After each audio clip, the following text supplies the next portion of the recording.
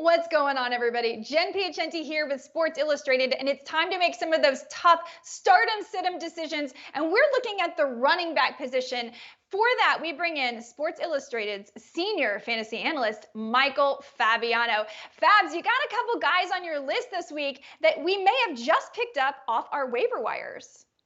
Yeah, well, we'll start off with DARREL Henderson, who has been very good when he's been active this season and not injured.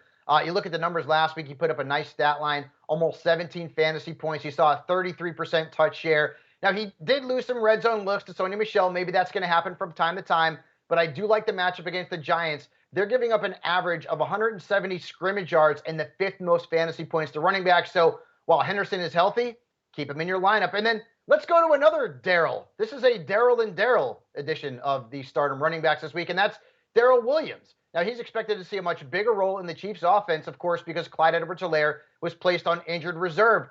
They've got a matchup against the Washington football team. They've allowed 18-plus fantasy points to a running back in each of their last 3 games, including 29-plus to Alvin Kamara and Cordero Patterson. So Williams is a nice flex option this week. I'm Daryl, and this is my other brother, Daryl. That's right. Love it. Okay, but there's a few. Newhart show, I think, right? Was that the Newhart show? Yeah, it was the Newhart show, right? I think it was.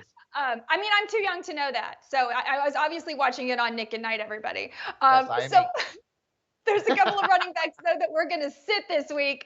One of which is from a New York team, and one of which is from the other side of the country, an undefeated team. Yeah, Chase Edmonds. And you know what? Edmonds has been pretty good for the most part. Last week had a bit of a stinker, but he's not at 100%, right? He had just 4.4 fantasy points last week. Dealing with the bum shoulder. James Conner is taking goal line work. He's had 5 touchdowns over his last 3 games. And the matchup's not great this week. The Browns have allowed just 1 running back to score more than 10.2 fantasy points against them. So Edmonds is a flex at best. And folks, I know we have injuries in the buys, so sometimes you have to start players who maybe don't have the best matchups. Just temper your expectations. And I would say the same thing about Devontae Booker. Now, he's one of the hottest ads off the waiver wire because Saquon Barkley is going to miss at least a couple of weeks with that nasty ankle sprain. But the matchup this week against the Rams is not great. And here's the biggest reason. Game script. The Giants' offense is a mess right now, folks. Daniel Jones got hurt last week. Saquon Barkley got hurt last week. Kenny Galladay got hurt last week. And if the Giants have to throw the ball a lot in the second half, and we're not even sure if it'll be Daniel Jones or Mike Glennon at this point, well, that's probably not the best news for Devontae Booker. So much like Chase Edmonds, he is a flex at best and a risk-reward one at that.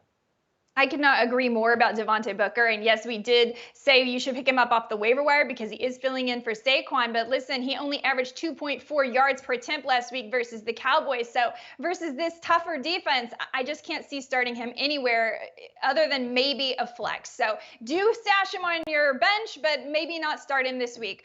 Okay, for more tough running back waiver wire decisions, you can find all of Fab's choices at quarterback, wide receiver, tight end, defense, and even kicker at sa.com/fantasy.